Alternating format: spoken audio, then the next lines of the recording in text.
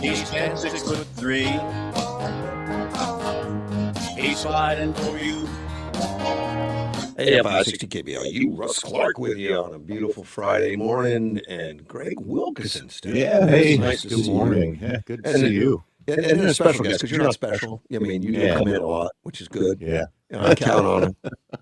Jonathan Townsend Alexander's with me. Good morning, sir. Good morning. Good to see you. You need to get a microphone, man, sometime. But that's okay. And Jonathan's working out his own connection to a TV channel that he has. Yeah. Which we'll talk about all that. But off air, I told you, Greg, I wanted to talk a little bit about the State of the Union, which I know you watched it. Yes, I absolutely did. I don't normally watch it that intently from start to finish. It seems short to me, and that's weird. It's the longest. Longest ever, and it seemed short. Yeah. It was entertaining. It was. And it was like, what is he going to say next? Yeah. I kind of liked it. I liked it, but I didn't understand fully the brilliance and the direction he was going on all the issues, because there was too many. Yeah. He went from one issue to the next. And he really kept it rolling, and he threw some things in there I just didn't pick up on. I mean, some of the obvious ones you picked up. Yeah. In the political realm, we call that bringing it. Bringing it, definitely bringing it. Definitely bringing it. The biggest losers in that thing. Who do you think is the biggest losers? Well, Green, Omar, yeah, Rashid, yeah. I think also Kelly. Yeah. They highlight him a lot, at least on Fox. Now everybody picked their own shots. Yeah. There's only certain cameras in there, Mm-hmm. and they all have access to which camera. Yeah, I think they were sharing. They were sharing feeds. Yeah. Otherwise, you'd have 100 or 200 cameras. You can't have that many people in there. Yeah. But they kept putting the thing on Kelly, and he was just sulking and not. He just looked like his dog died. Yeah. And I was thinking that if you put a light bulb in his mouth, he was Uncle Fester. Yes, that's a good analogy. You know, the biggest winner besides Trump to me was Fetterman. Fetterman once again came out as the reasonable person in the room. Yes, I mean, I don't agree with all his politics, but I agree with his demeanor. Yeah, and his approach. He's like, I go out to have a beer with him. Yeah, I wouldn't take Chuck Schumer out. No, Fetterman would be great to go out and have a beer in your hoodie and gym shorts. Yeah. But you know, you get the real story from him. You know, he'd say exactly what he thinks. He's not going to try and impress you or push anything that's stupid. Yeah, he's going to be real. We don't have enough real people. Yeah, we need more politicians on both sides like him, not necessarily with the wardrobe, but the way he approaches. And we used to have that, you know? Yeah, we did. We used to have that. And some of my favorites are like John Kennedy. He's real. Yes. Yeah. Louisiana. I get a kick out of him. He's he's got that southern colloquialisms, and I like watching his interviews. Yeah, he can call you all kinds of names you never heard of before. You know, he's just fun though. Yeah, he is. He's just a fun guy. And Fetterman, I think, is fun. Not as sarcastic as John, right? But fun. But on the speech though. There were some big tasks he pushed. I mean, he pushed a couple things really hard. One was to say that, you know, voting like it's got to happen. Well, yeah, it makes sense. You know, when you got 84% of the country. You would think it's a slam dunk, right? Somebody said it went up to 89% of the country. I heard that number, but polls are. It's a big number. It's a big number. We Yes, know that. It's more than an 80-20 issue. So yeah. But it doesn't matter. There's 100% minus one Democrat that's going to vote against it. 100% minus one. Right. Which is mind-boggling. It is. Well, the Democrats are not about the American people. They're just not. They have Trump got to sit down for that. Yeah. He did. But and on the SAVE Act, he called John out by name, and I didn't catch it. You say you did. yeah. But when he said, I'm counting on you, John, or John, specifically, John, I didn't even pick up on it. until I read something later that pointed out that he pointed John out by name. I was like, Yeah. I didn't remember. I saw the clip and I said, well, he certainly did. I picked up on it right away. Yeah, I knew exactly who he was talking He about. was looking right at Thune. Yes. And I think, and I told you, Thune has done a couple interviews now, and I think he's, like we talked about, behind the scenes, he is pushing hard for it, but he's not out in public, hammering it in public. He's hammering behind the scenes. And he could be doing a bang-up job and going in the right direction. We don't know because, like you said, off air anyway, that he can't show his hand. He's not going to embarrass people he's working with. Right. He could ruin the negotiations if that's what's going on. Yeah. But he did say on camera on an interview that I saw that he was working towards doing a actual standing filibuster. He is. To bring it. Because I've never heard him say that. And that's been a lot of the Republicans, not all of them, but a lot of Republicans in the Senate have pushed for the standing filibuster, which is different than a zombie filibuster. I like that term, the zombie filibuster. Yeah. Well, and I think, he's trying to get close to unanimous support for the standing filibuster so he doesn't have to. He says he wants all 50. He wants 50. Yeah. And I know he's got the votes now. He's got the votes to pass it. But. Well, and I don't understand the difference. Maybe you can help me, but I know in a zombie filibuster, it takes 60 votes to get through it, to break it. Yeah. But on the standing filibuster, it takes 50. Right.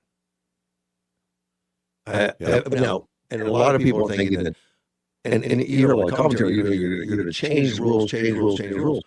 Apparently not. Apparently the rule for standing filibuster has been there all along, but they substituted the zombie filibuster so everybody could go home and get other business done. Because it doesn't lock down the Senate so much. Right.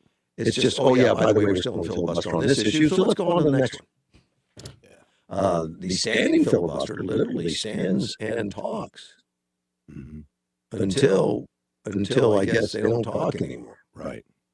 You don't stop it. Yeah, it's unlimited. I know that's the way it goes, but I don't know if it's like everybody or they have to designate one person to do it.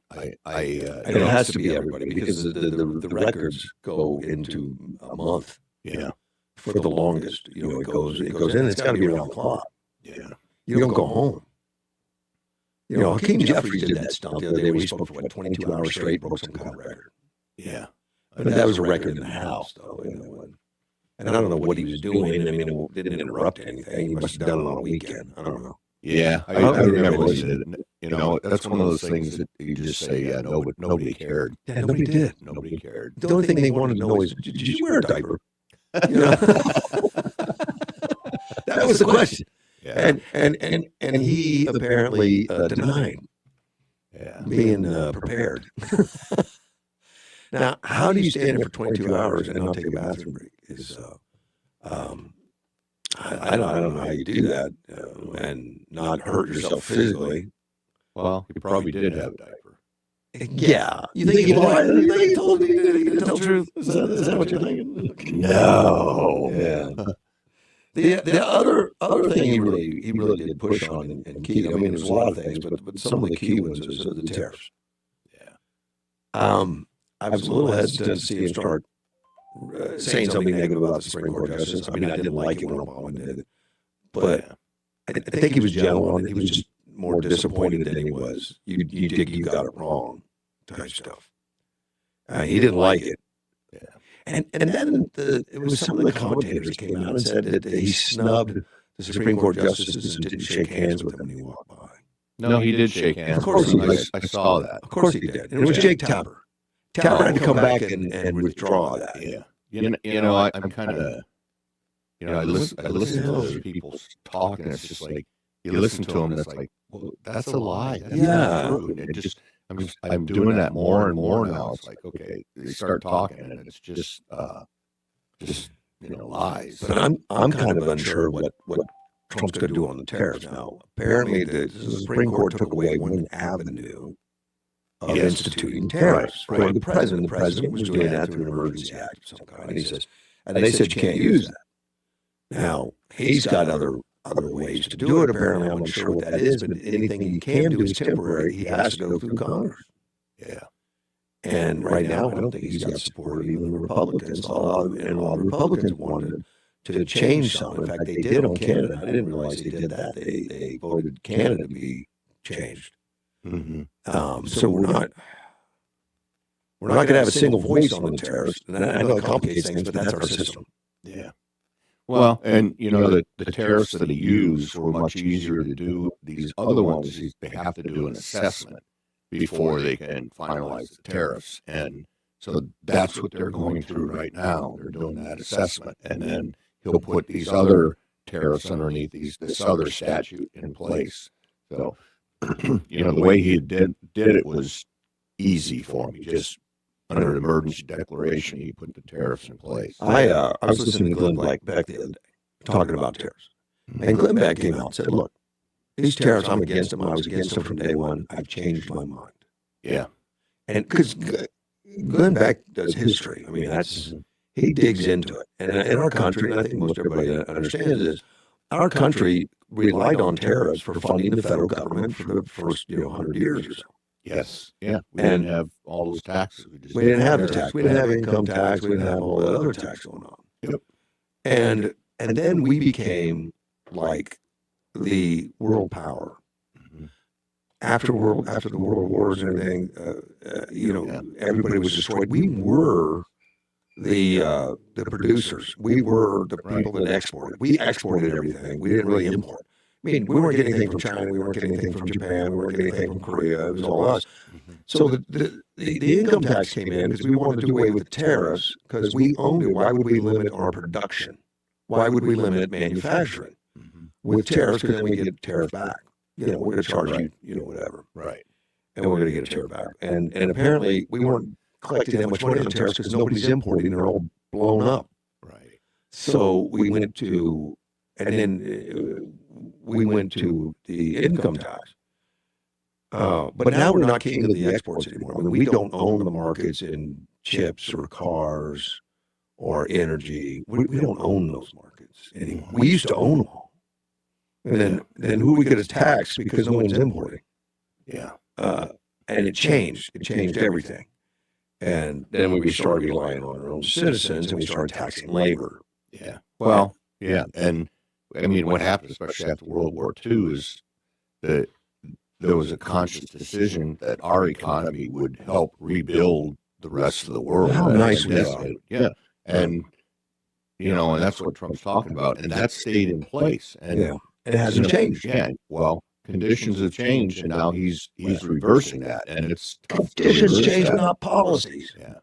The policies didn't change. And that's what Glenn Beck poured up to. And I don't know, Trump's been talking about it, but I didn't really understand the history. I really didn't understand where we were and why. And when Glenn Beck said he changed his mind, he didn't do that easily. Yeah. Because he's usually pretty strong on the research before he says anything. But he missed some of that. Yeah. So it makes more sense now than ever. Unless you're a Democrat. Yeah. It doesn't make sense there. Yeah.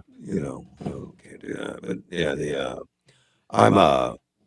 I'm more big on it now than I was. I mean, I was good with it, especially when we got the results and the economists that were against it and said we're gonna go directly into a depression in 2025. It's going to be horrendous and all. They all had to come out and apologize and say it's working better than we ever thought. And this image that the tariffs are causing these outrageous prices. Where, Greg? What? Yeah. Well, it didn't happen. But people are saying it like crazy. You got store owners saying, I can't say business anymore. These tariffs are killing me. My prices have gone up. Yeah. Well, but they're assuming it's tariffs. But from what I've read, most of it's around 10%. And that's 10% on wholesale, not 10% on retail. So it may add, 5% to the retail price. Yeah. Biden was adding 8% from inflation. Yeah. And not every manufacturer in China, most of them are still absorbing the entire deal. Yeah. Well, there's a thing about getting inflation under control, and then there's the other side of it of reversing, all the inflation that we had underneath Biden, 9% inflation, and reversing inflation is a really tough thing to do. I mean, Trump's obviously got inflation under control now, but actually reversing that, I don't even know that it's favorable. Yeah. In other words, I mean, do you really want to wake up tomorrow and your house is worth less? Yeah, I know. Well, that's one of the problems. On the good side, though, he's like reversed it on gasoline. I mean, gasoline, he's made tremendous strides to do that with the drill baby drill, and then on of course, eggs. They're trying to beat him up on eggs, and They don't now. No, because he fixed that. He set people off on trying to fix that right away. Yeah. So anyway. Yeah, it is. Your wife is bugging you. Yeah. What I got right here. She can't understand you was working really bad. Why didn't she say something? Yeah, she did. Let me check and see. I got Jonathan in here. Yeah, doing some stuff. That may be it, and the new hookup may be causing that. Well, I just muted your mic. Not for the radio, but for being an independent. Okay. And he might have done something. Yeah. For that. I don't know.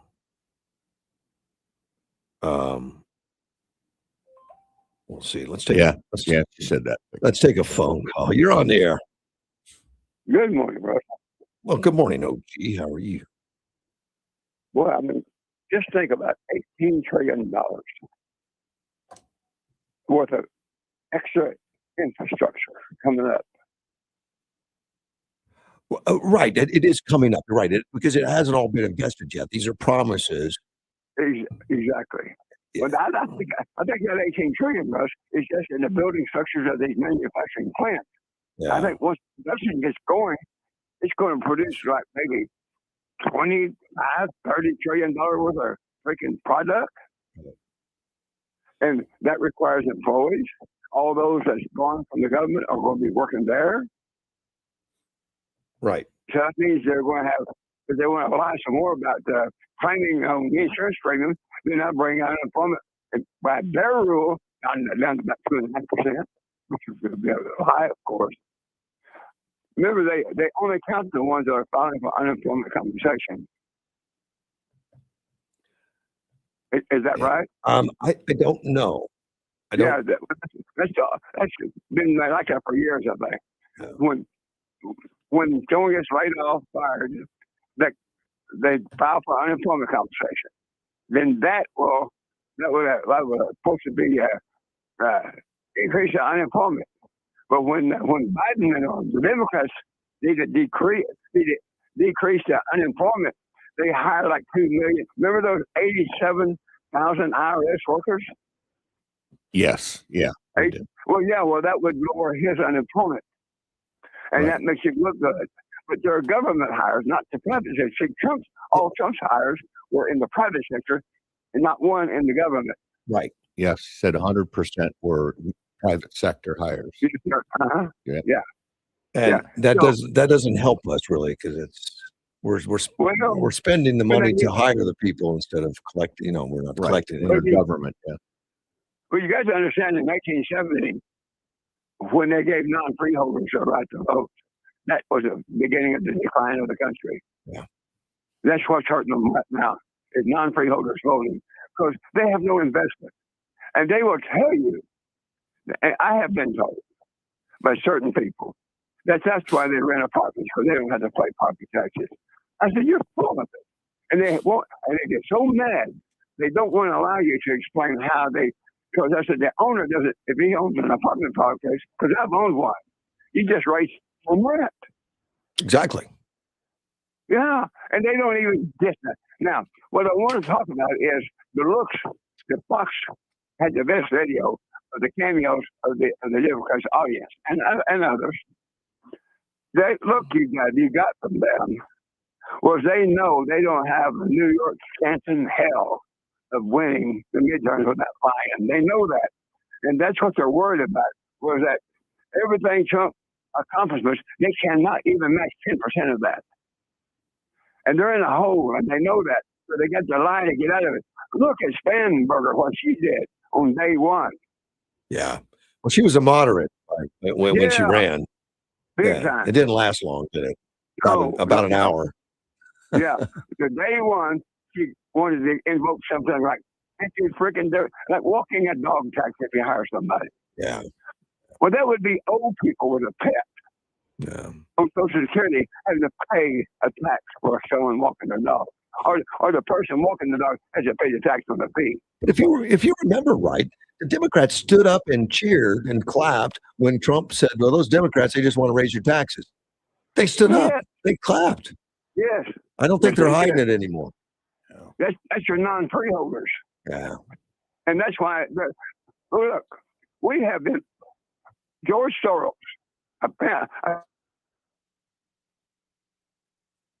Oh, we lost you there, OG. I think I lost OG. Yeah. Let me take a break and we'll be right back at 560. Unseasonably warm weekend is coming with a high of 97 on Friday, with wind at 10 to 15, clear and 64 Friday night. Partly cloudy, 98 on Saturday, 66 Saturday night, sunny and 96 on Sunday. We're the comfort experts, people you can trust. Ask our customers. That's why they count on us. Over 50 years of service, keep us going strong. We've got a name you can depend upon. Hansberger Refrigeration and Electric. Hansberger, count on us. Today, we're talking with aphids and whiteflies about Safina insecticide from BASF. We just got nailed with it. So tell us, how you feeling? Really, really weird. And you still want to devour this field? No way, bro. There you have it, folks. Safina insecticide is specifically engineered to disorient aphids and whiteflies, so they can't eat. And when they can't eat, they can't destroy. Help protect your alfalfa from aphids with Safina insecticide. Always read and follow label directions. This is as real as it gets. Get up, get kids up, feed the dog, feed the kids, out the door, work, pick up kids, dinner, bath, bed, repeat. You strive all day to make life better for them. So why not make life better for you? Get Strive-free checking at Avenir Financial. No frills, no fuss, no monthly fee. Open a Strive-free checking today at avenirfinancial.org. Certain restrictions apply. Federally insured by NCUA. I'm saving to buy a new car, but with rent and my other expenses, it's hard to stick to a budget. To help me plan, I signed up for budget billing with APS. They average out my payments over the years, so I pay about the same every month, which is a big help. Oh, don't break down yet. Do you want an easier way to plan? Let's talk about budget billing. Seasonal highs and lows are evened out, giving you a more predictable payment. Learn more about all your options at aps.com/let's talk. The Great American RV Roadshow Super Sale ends Sunday at the Yuma Fairgrounds. Blowout deals on new and used luxury coaches, travel trailers, toy haulers, fifth wheels, and more. Plus, special markdowns on repos and buybacks, all at prices that can't be beat. This is one of the world's largest traveling RV sales, and no reasonable offers refused. Financing is available and trades welcome. RVs cost less at the Great American RV Roadshow Super Sale. Hurry, sale ends Sunday at the Yuma County Fairgrounds. Presented by RV Country. All right, do-it-yourselfer, you've got the idea, and you got your building supplies at Southwest Lumber. That's right. Now, all you need is a bunch of expensive tools to get the job done. Oh, that's right. And you know just the place to rent them. Southwest Lumber, your home for everything home improvement. Southwest Lumber has half-day to multiple-day rentals available on just about anything you need to finish the job. Rent equipment and tools on Saturday and Sunday, it's free. Stop in today at 1917 South Avenue B in Yuma. Southwest Lumber, ready for everything.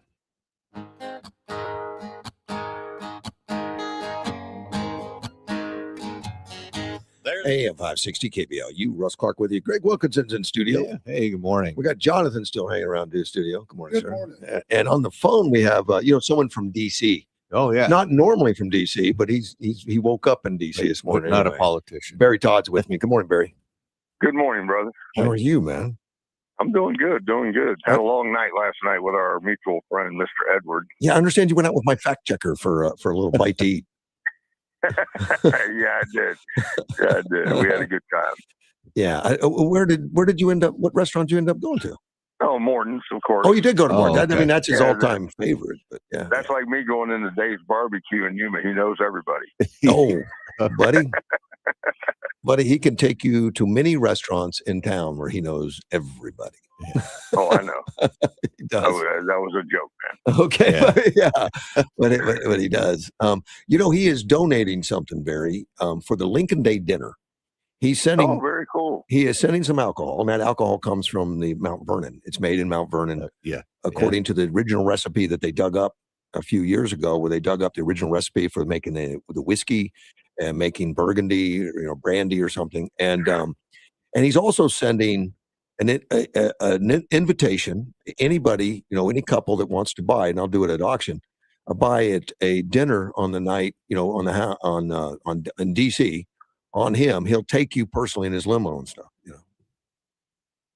Oh, that's cool. That's very cool. But I'm just saying that I think that would be worthwhile. Yeah, it is. It is. When's the bidding start?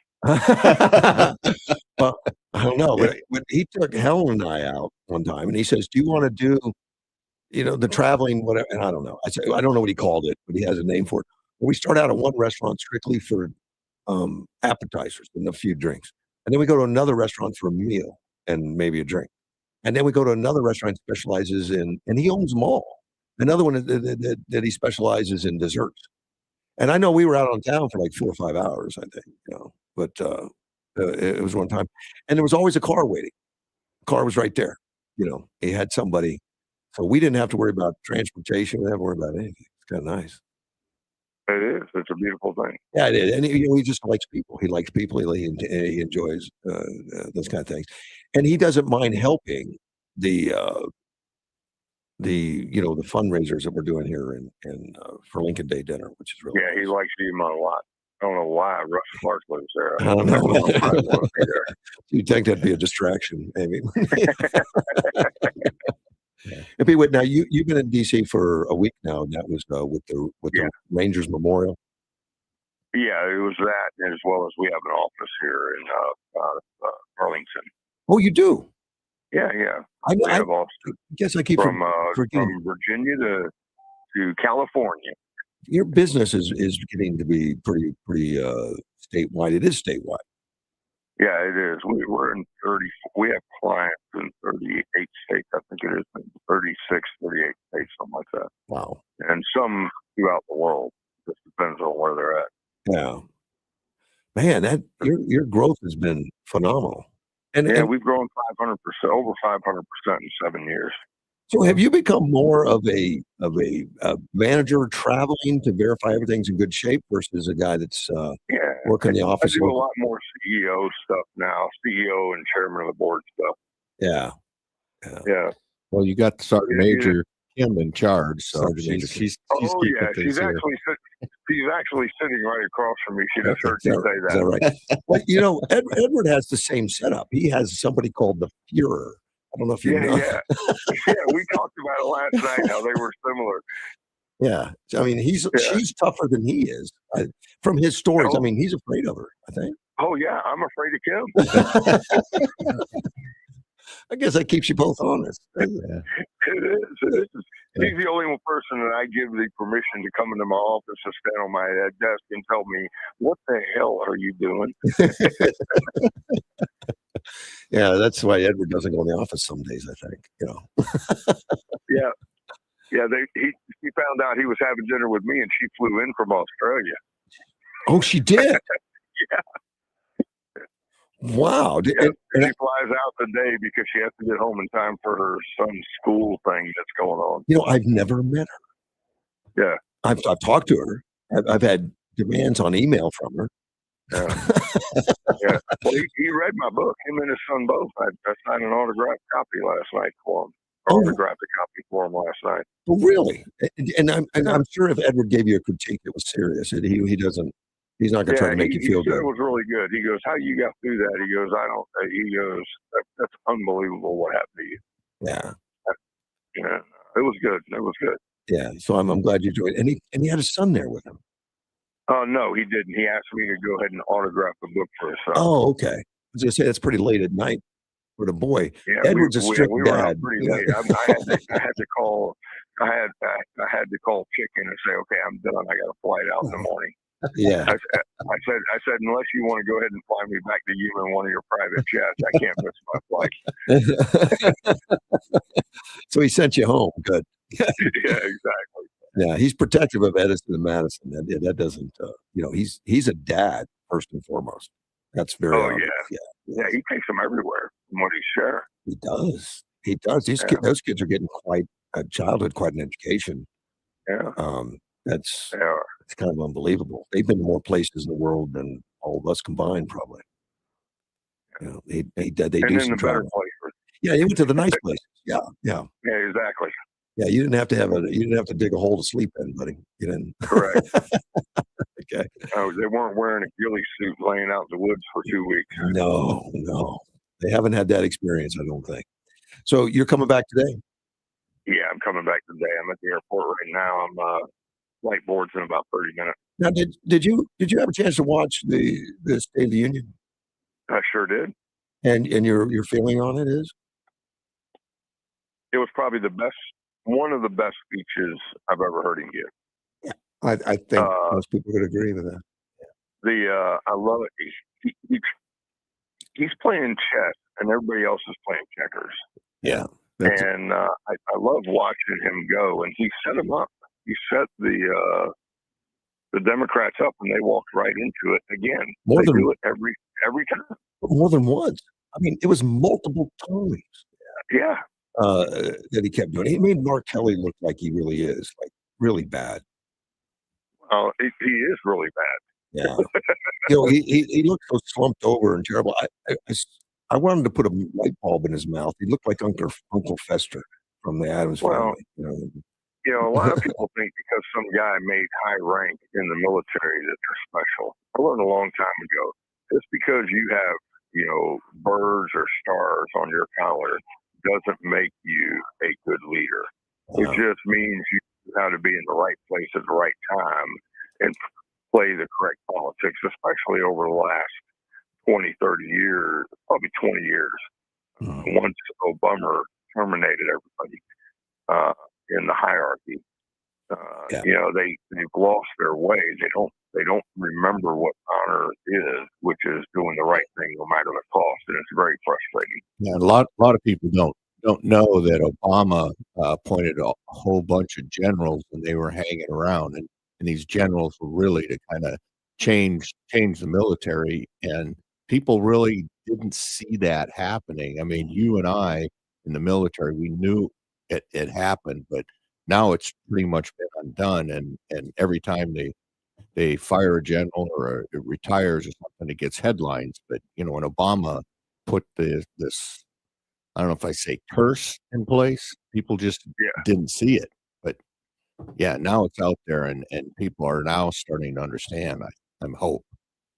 Well, exactly. I remember one of the generals I used to serve with. He retired a couple of years ago. I ran into him at the AUSA convention, and it was right after Hegseth did a speech. And again, he showed an elitist attitude, even though I served with him. I never remembered him that way, but he said to me, I go, what do you think of it? He goes, well, I thought it was unnecessary. It was a platoon leader, company commander, battalion commander speech. And I thought about it for a second, and I finally looked at him, and I said, well, and I'm not going to say his name on the open air, but I'd have said to him, I said, what's sad is that the Secretary of War felt that he had to give that speech in the first place. It should have never got to that point, that the Secretary of War had to remind you of your job and what honor is and standards, and getting the conditions for those standards back to where they should be. Yeah, and the old days where generals carried their resignation in their briefcase and would basically say, yeah, well, if you don't trust my opinion anymore and you're going to go on your own, then it's time for me to retire. I mean, that didn't happen. Exactly.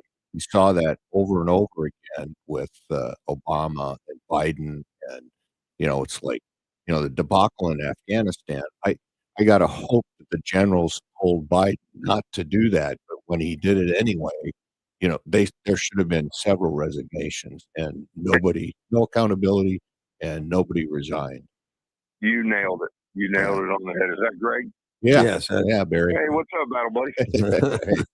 Yeah, and the calls in Afghanistan when I think it was a Marine, had them in his sights and he could have taken him out, and he said permission to fire, and they said no.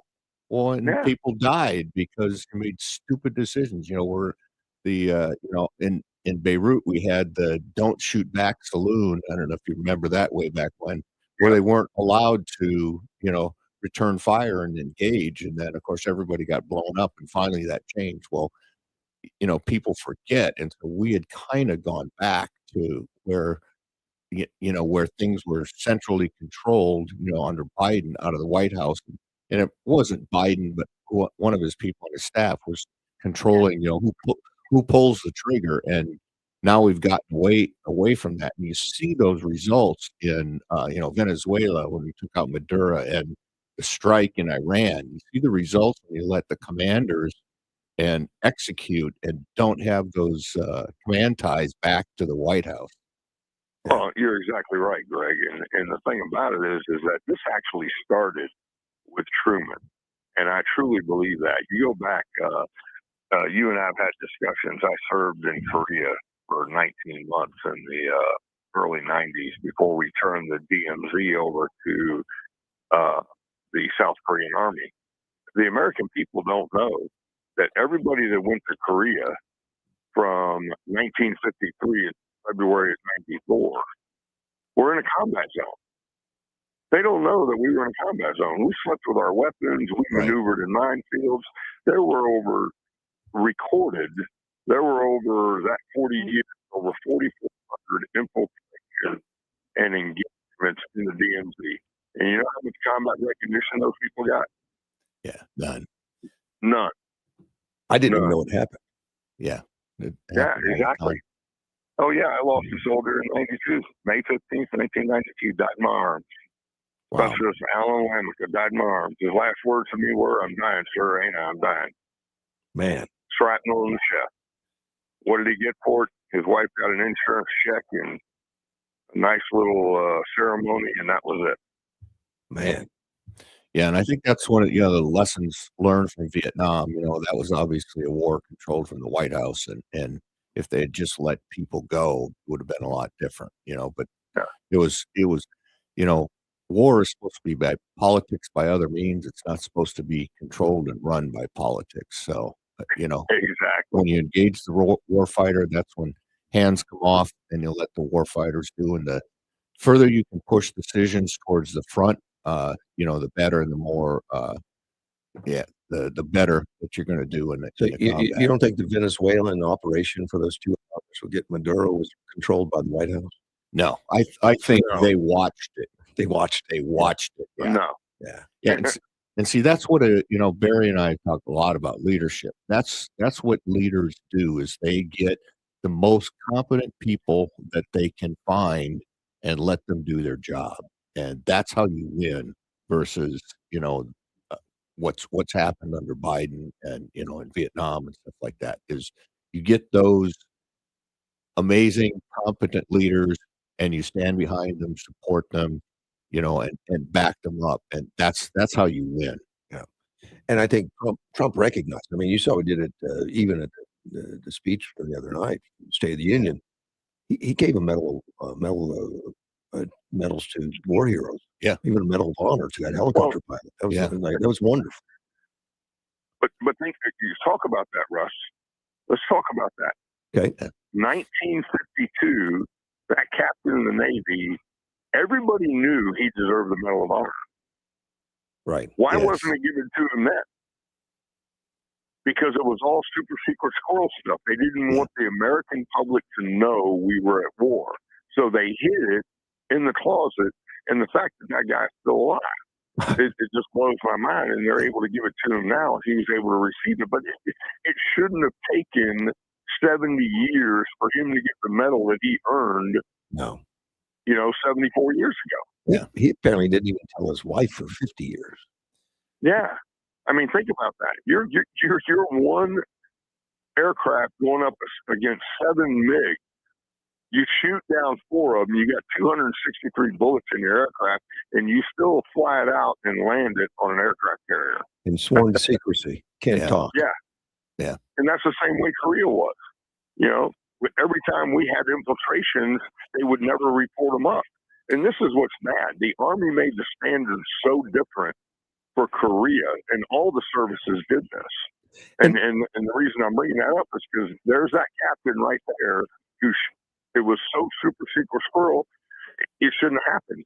But to get combat recognition in any other engagement in the Army, for the history of the Army, you had to be in a combat zone for 30 days, and you had to be in at least one direct fire engagement. And if a unit was in a direct fire engagement, the whole unit was recognized as doing that. But in Korea, you know what the standards were? And it was actually written in the standards. What? You had to be in 5 direct fire engagements and be in the combat zone for 60 days. Wow. And you had to get approval from the chain of command. They changed it in 06. And then in 2025, this past summer, they turned around and told everybody, hey, we realize that Korea was combat zone. If you want to go ahead and file for combat recognition, you can go ahead and have 2 witnesses sign statements. Well, that's a little difficult since all of them are dead. Yeah, that's going to be hard to do. Both of my first sergeants that served under me in Korea are dead. All the general officers except for one are dead. The only one that's still alive, he has dementia. He's 96 years old. Wow. Yeah. You know, I'm like, and how many, because of those standards were so high, how many, you know, we know of 4,400 that were reported through NATO, the UN, and the U.S. How many of them were not reported because the standards were so high? Yeah, you know the military side, and you understand all the politics side. And obviously this was done so that the people never knew, because the people can't stomach the war. Correct. That's Should, exactly right. Should we change it and make sure that every action is public and known? And what would that do to our politics? What would that do to our voting bloc? I think it would be a great thing to do, but we got to stop teaching our kids that war is a bad thing. War is a bad thing, but it's not the ugliest of things. Educating the greatest state of moral being, which thinks nothing is worth war, is much worse. A man who has nothing for which he is willing to fight will never be free unless kept so by the exertions of better men. When I was growing up, we were taught that. Wow. Who quoted that? Where did you quote that from? David Alt. Okay. All right. Sir, me and Greg had to learn that when we were coming up as officers. Yeah, there you go. Hey, I appreciate your time, my friend. Have a safe trip home. Yeah, have a good flight. You too. God bless you all. Take care, bud. Bye. We'll be right back. AM 560. This month, Pure Talk is honoring Jackson and Lincoln by offering unlimited talk, text, and plenty of data for just $25 a month. Meanwhile, Big Wireless is honoring Ben Franklin by charging families hundreds of dollars for the same 5G coverage. What? Franklin wasn't even a president. Hang on to those Benjamins. Dial pound 250, say micro, and save 50% off your first month. That's pound 250, micro, to switch to an American wireless company that's truly unprecedented. Pure Talk. Crime is already skyrocketing in 2026. Now, you may already own a firearm, but before you face the financial, the legal, the emotional weight of pulling that trigger, there is new technology, a smarter option. It's non-lethal. BYRN.com. Berta makes less lethal launchers. It fires tear gas, pepper spray, kinetic rounds. It is designed to stop an attacker for up to 40 minutes. That gives you time to escape. That gives you time to get help without deadly consequences.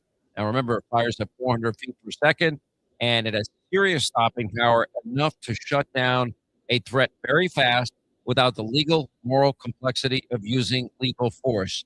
And every single launcher hand-assembled in beautiful Fort Wayne, Indiana. Legal in all 50 states, no background check, and they'll ship it straight to your door. Just go to BYRNA.com today and find the right launcher for you and your family. That's BYRNA.com. From the News 11's information desk, I'm Julina Aguilera. Arizona Governor Katie Hobbs made a stop in Yuma to deliver her State of the State address. Several local leaders were in attendance at the Civic Center to hear her speech. Governor Hobbs discussed affordability, water issues, education, and the border. The event was put on by the Yuma County Chamber of Commerce. Plus, one Yuma County fifth grader was one of 19 Arizona students honored at the Arizona State Capitol as part of the AZ 529 art contest. These students representing each Arizona county were selected for more than 900 entries. The students were awarded certificates and a giant $529 check for their own AZ 529 savings account. Among the lucky winners was Kenya Guadalupe Lopez Ramirez from Tierra del Sol Elementary. Catch us on TV side on News 11 every weekday at 5, 6, and 10 p.m. for your latest news, weather, and sports. These statements are not evaluated by the Food and Drug Administration. This product is not intended to diagnose, treat, cure, or prevent any disease. I spent years living in fear of calcium oxalate crystal stones, always afraid of when the next one would hit. Now I just take Kidney Cop. Battling calcium oxalate stones? It's time to try Kidney Cop, a doctor-recommended kidney supplement that has been shown in laboratory tests to reduce the growth rate of calcium oxalate crystals by 99%. Get Kidney Cop today at Amazon.com, Walmart.com, or KidneyCop.com. There's a man in D.C. He's 6'3". Hey, 60 KBLU, Russ Clark with you. It's Friday morning, 6:50. Greg Wilkinson. Hey, what a great day. It is a great day. Jonathan's here. How are you, sir? Pull that mic up, though, man. You got to. I know you. Well, it's an honor being here. Well, it's nice to have you. And I know you've been working to put this on your own channel. So this is out there on Q Broadcast Channel 24 for my Facebook followers and YouTube. And that's CUE. Yeah, Q. the capital CUE stands for Communications Unites Everyone. And oh, really? Okay.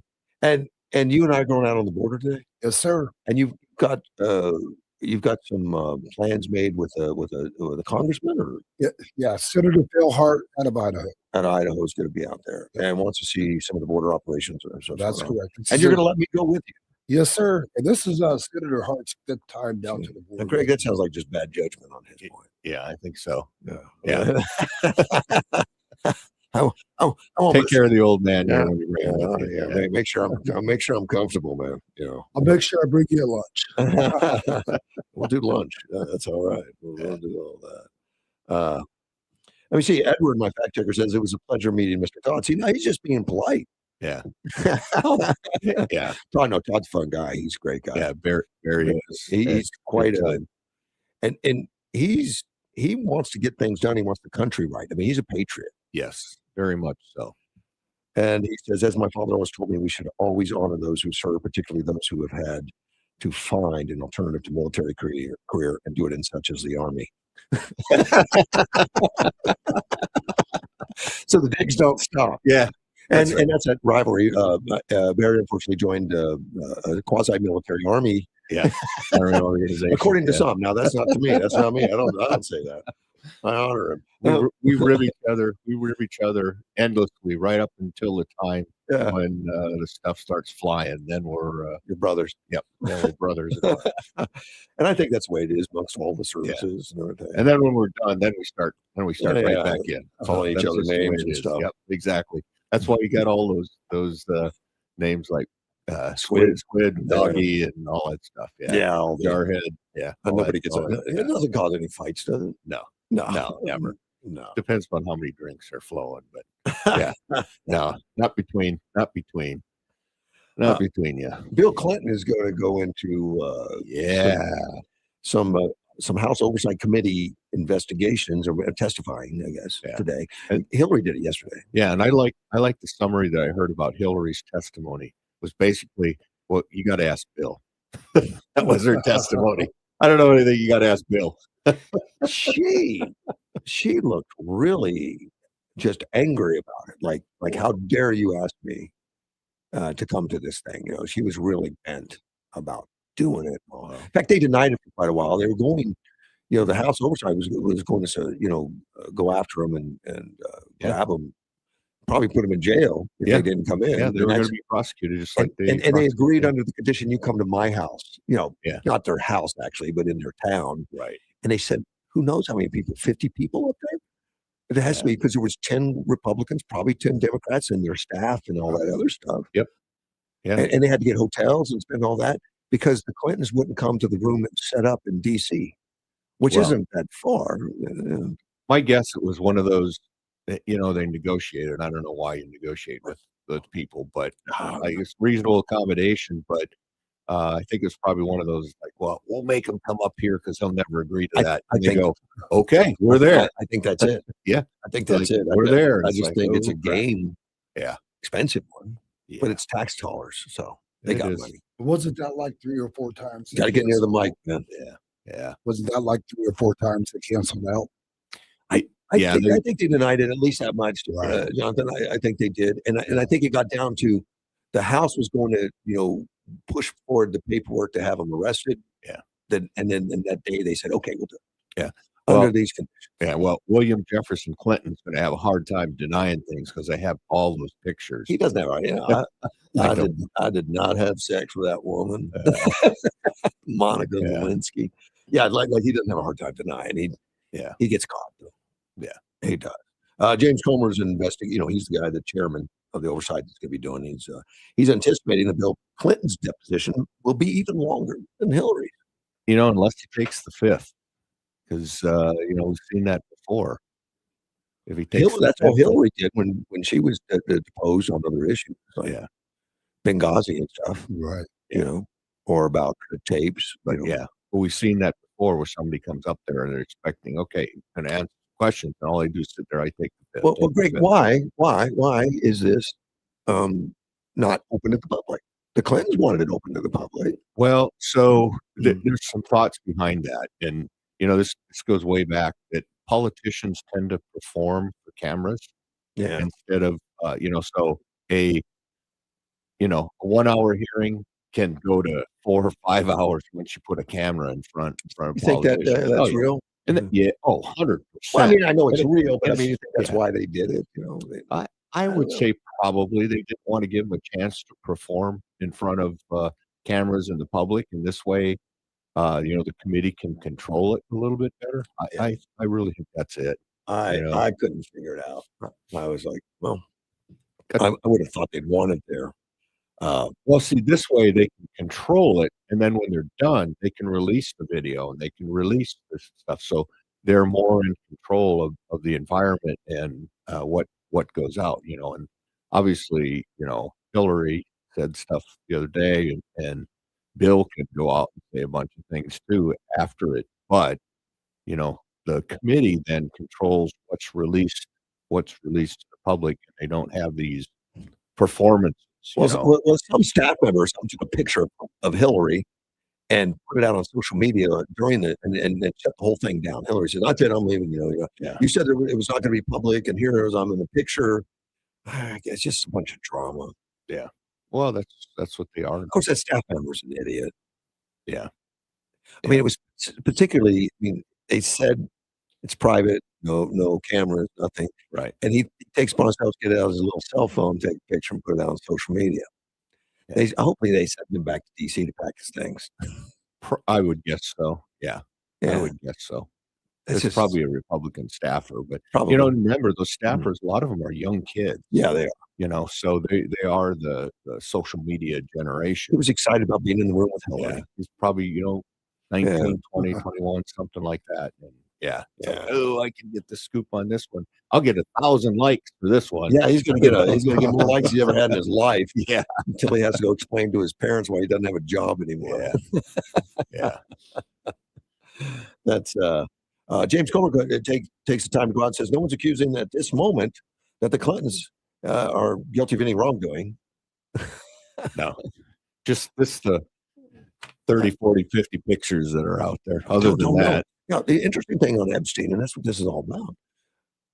Trump goes public and says, and he's been doing this for a while, that Bill has been to the island 28 times. That Bill's been to the island. I don't know why 28, but somehow he says that. And Bill says, I've never been to the island.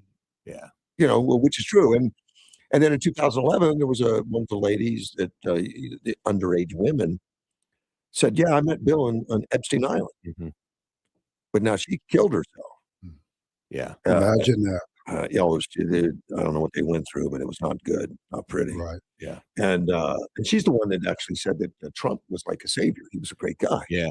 And I heard something where the victims were actually getting together and putting together their own list, that they were actually compiling with all the victims, compiling the names of the people that were there. Well, they can do that. That's I know, awesome. exactly. I hope they do. I do too, because that will definitely settle some things. But you know, gentlemen, the biggest question is: are we ever going to see arrest? Don't know. And that's a great question. We're out of time though right now. We'll be back 7:00. We got John Gizzy calling in. This is News Talk 560 KBLU. Yuma.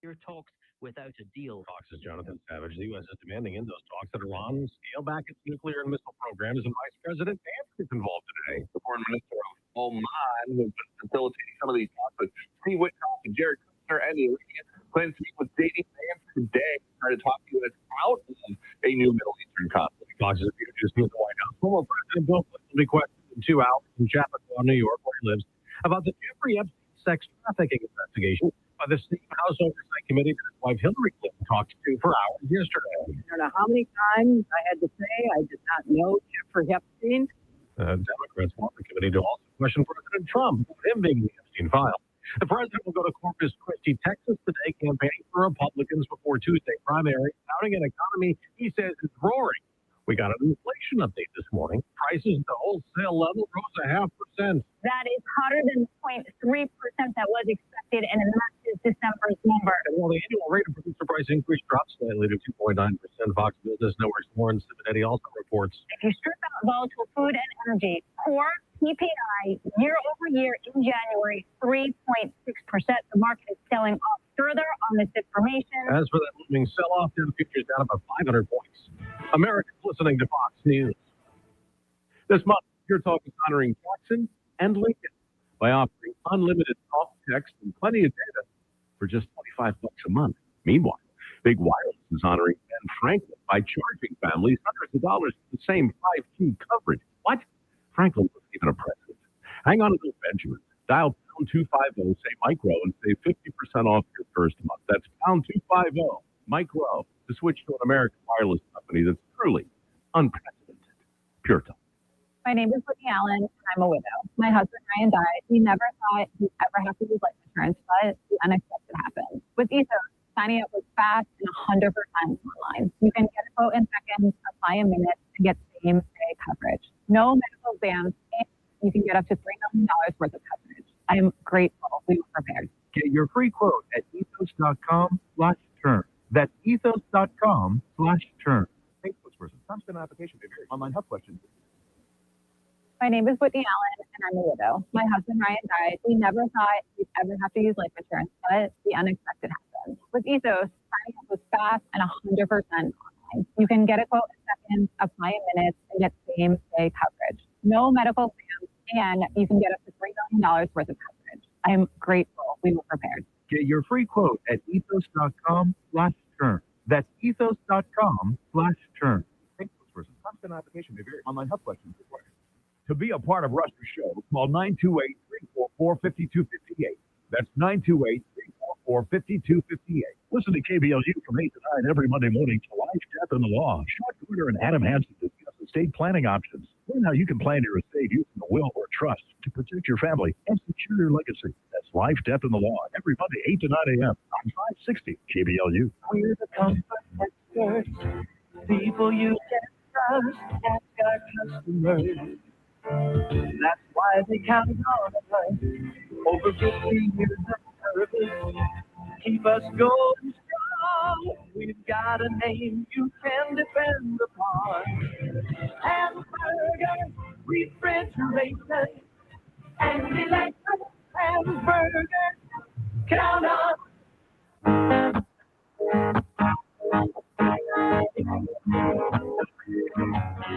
There's a man in D.C. Hey, about 60 KBLU. Russ Clark with you. I have, let me see, in studio, I've got Greg Wilkinson. Yeah, morning. I've got Jonathan Alexander. Good morning. Good morning, sir.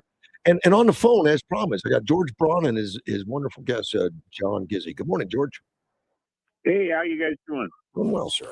Good to hear from you. And guess what I get to do on Tuesday? Vote in Virginia? Nope. On Tuesday, I will make 10 motions in front of the United States Supreme Court to get lawyers in. Wow. And for the Commercial Lawyers Association. So it'll be 10 new appearances for me. And then we're going to stay for oral arguments. And so it should be a really cool thing to go to. Well, take video of it while you're in there. Yeah, well, I'm going to. I've never done that. I've been trying to find the guy who actually draws the people. Yeah, I was going to say. Me drawn. They'd probably escort you out and just trying to hurt you there, George. That's all. Yeah, it's gonna be kind of fun. They're all coming into town, and when I spoke at this conference in Chicago a couple of years ago, everybody asked whether or not I'd swear them in to the Supreme Court. So we got everybody to file all the paperwork when they were on their Monday's their day on the Hill, and then Tuesday we're gonna get them all into the court. So it's gonna be and it's always really fun because Perry Thompson, the admissions clerk, always puts me as the first motion on every single time I ever make a motion. I'm always the first one on the calendar. Hurry to get you out of there, George. Well, actually, it's you really do not want to sit on these chairs. These chairs, we're doing you a favor. The lawyers' chairs actually are the same chairs that were put in there by Chief Justice Taft after he was president of the United States. William Howard Taft actually decided that he didn't want to be president of the United States. His wife wanted him to be, but he wanted to be Chief Justice of the Supreme Court. So he agreed to be president if they made him Chief Justice. Well, it looks like he made it. You know, you've got a guest out there, George. Yeah, it's John. John, we had a State of the Union last week, and it was a pretty good one this year. A couple of things I didn't get to see was the water one. That's what we wanted in there. But other than that, what were your thoughts? My thoughts were, George, that this is a unique State of the Union address, not just because it ran 1 hour and 48 minutes, a record, but because Donald Trump channeled the former host of the Celebrity Apprentice. He introduced numerous guests and Americans and people from abroad who had suffered. He awarded 2 Congressional Medals of Honor, including one, the gentleman who had been an air ace in the Korean War. It was 100 years old. And on top of it, he laid out the important things, that his economic agenda was working, that America's prosperity was coming back. And of course, he discussed foreign policy and hinted broadly at what looks imminent now, namely a U.S. bombing of Iran. That's a lot of ground to cover, but he did it, albeit in a rambling style, but that's Donald Trump. Overall, historians whom I was with that night told me he hit a home run for the most part. John, and this is Russ, but Russ. Good morning. The thing that I'm really interested in too is the political side of it, where we're always he's looking for an advantage to be able to look stronger, look better, look more leadership, and maybe embarrass his opponents. I think, and many do, that he was successful in that the Democrats seem to fall in these traps of setting it up in opportune times. And but I don't know. I don't know if that maybe their base loved them for that. Do you think it helped his cause to increase his popularity or popularity for the Well, I'm not Republican sure Chamber? about the Democratic base because some people draw a line between making a stand and outright rudeness. I know that Professor Luke Nichter of Chapman University, who wrote a superb book on the 1968 election, the year that broke politics, told me that it almost changes the dialectic of future states of the Union. In other words, he said, if Democrats are going to boo, boycott, and walk out, will Republicans do the same when a Democratic president delivers the State of the Union in the future? Uh, these possibilities were certainly opened up last week. I hope they don't. I hope they don't emulate what you don't respect. Exactly. No. Now, I will say the late Senator Jim Inhofe of Oklahoma made it clear he thought Bill Clinton should resign or be impeached, and he would not attend the State of the Union when he was there. But he did not make a big deal about it. He just did it. You mentioned rudeness that you crossed the line, and I think a lot of those lines are crossed by Ely and Omar, Al Green, some of those. And I like the way Ely and Omar was handled in that they did not try to escort her out; they just ignored her. And I can't think of anything worse. Well, there also was a plant on the Democratic side of the aisle. Congresswoman Kat Hammock of Florida stood up and cheered as everyone around her was booing or not, or keeping their arms folded. Yeah, I thought that was a pretty clever maneuver. Yeah, that looked out of place. I didn't understand that. I didn't know who it was. Okay, so it was a plan. Right. Yeah. Okay. Mm-hmm. Now, do you think that hurt Elian Omar's reputation, or did that embolden her and make the Somalis and her local constituents, more solid on that support? It emboldened her base, but mind you, there's a lot of Democrats in her district who are not enamored with Ilhan Omar. That everything from the imaginary wedding to her brother to the latest developments involving Somalis and fraud for health care that brought down Governor Tim Walz could well affect her. She faces a primary challenge every 2 years, and I won't be surprised if she's in a close race this time. The Democrats that didn't show up, and I was surprised there were so many. I don't know the font. Was it 70, 72 or something that didn't? 50 boycotted at the beginning. 50? I know that, and some others walked out. Yeah. They had a get together out there in the grass in front of the Capitol somewhere and on the mall. And I heard an actual count that there were like 48 people that attended, and more than half were news people. They just look foolish to me, but I don't know how it's going to play in the press or how it's going to play in the long run as far as public opinion. Look, I've covered States of the Union addresses for a long time, and I would point out that anyone who takes on the task of being the responder for the opposition party has an almost Herculean chore because the power of the president behind the podium in the setting of the House of Representatives chamber, that's a tough act to follow, let alone to compete with. And 48 people, as you say, including a chunk of newsmen, trying to overcome the president on the podium, that's going to be difficult. I might add, the State of the Union has only been on prime time since 1965. Past presidents, John Kennedy, Dwight Eisenhower, they all did it during daytime. And it was Lyndon Johnson who put it on prime time, and that precedent has been followed.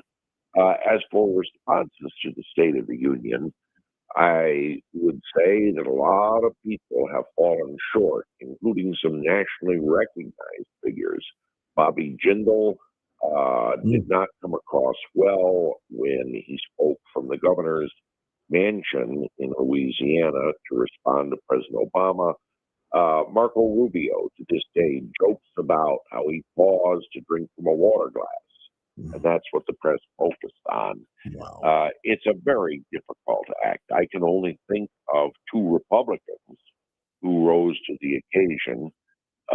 Fred Thompson gave such a strong speech after he was elected to the Senate and had not even unpacked, just sitting on the edge of his desk. And it started overnight calls for him to run for president. Oh. And of course, former Congresswoman Kathy McMorris Rogers of Washington State made strong references to her son, who was a special needs child, and had a photograph there, and that did very well. You know, my understanding on the first response was like in the 66 or something, somewhere around that time frame. The first response was a week later. They didn't do it immediately after, which to me makes more sense. Digest it and put something together that's really a response. What happened on this one, the response was, it seemed like they had written it yesterday or the day before, and it really wasn't a response to the State of the Union. It was more of a political speech. The Ev and Charlie show, which was Senator Everett Dirksen and Charles Halleck of Indiana, the Republican minority leader, usually came days after the president's address, and then it became the Ev and Jerry show with Senator Dirksen and Jerry Ford. And the two leaders just sat and talked off the cuff, answering questions about what was in the State of the Union. Oh, well, that would make more sense. And I would think they would want time to address some of the State of the Union versus trying to do it, 15 minutes later or something and come back on to it. That's a big chore.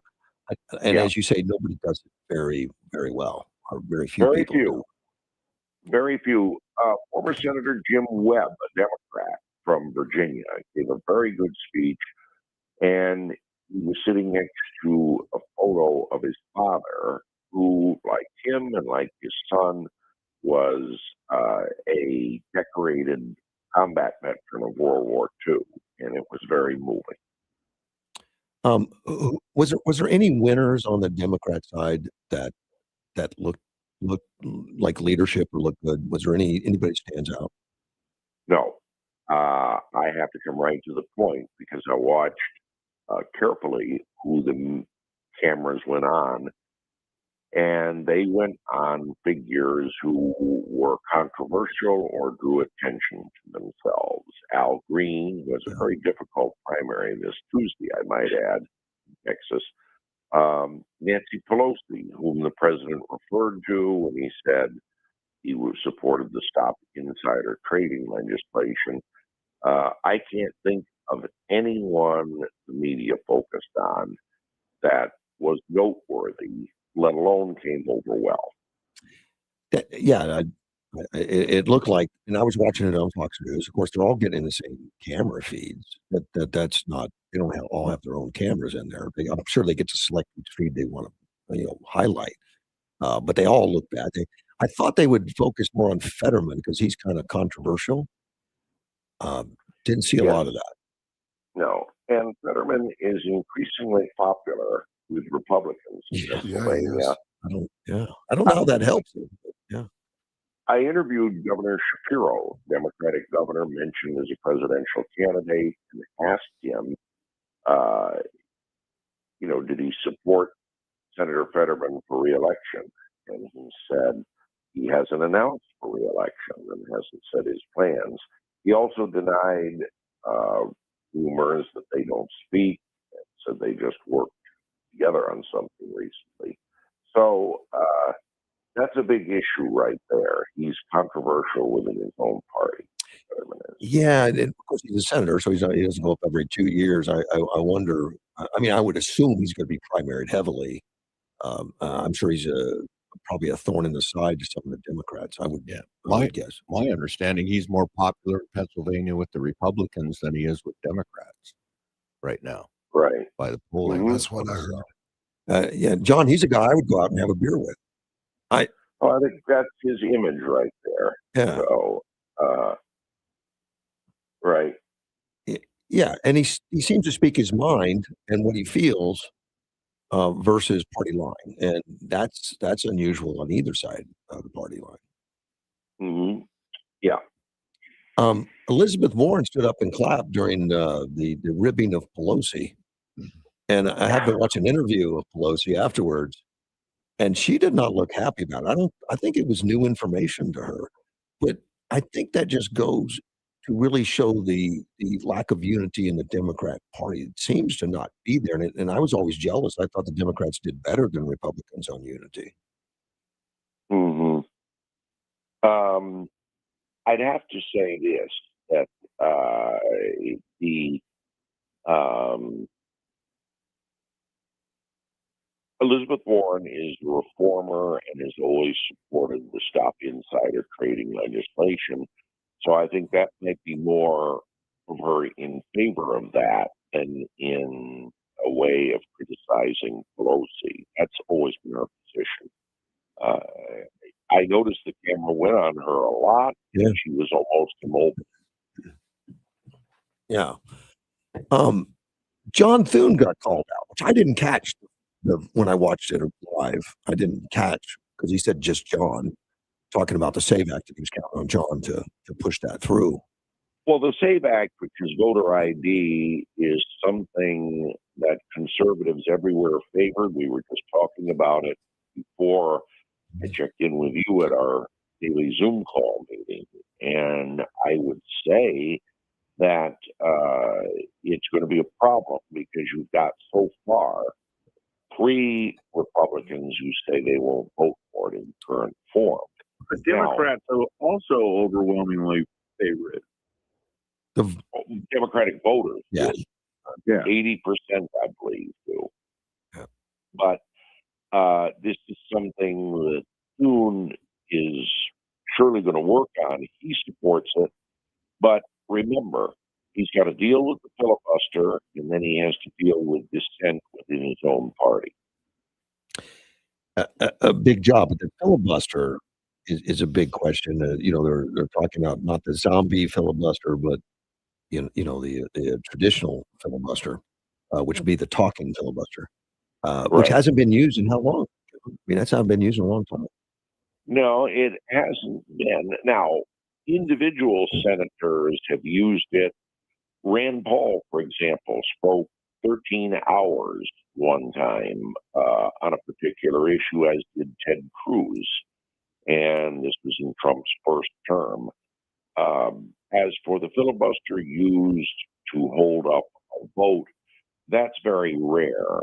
And most of the time, 9 times out of 10, it is held up by senators just objecting to a measure brought up, and that just requires someone to be on the floor at all times in floor duty.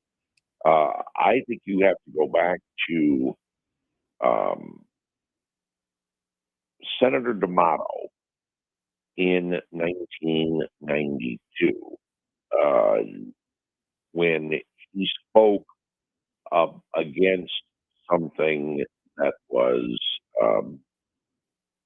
particularly important to New York and was not included in legislation. And he held the floor at length for a long time, and it helped him in a very close reelection.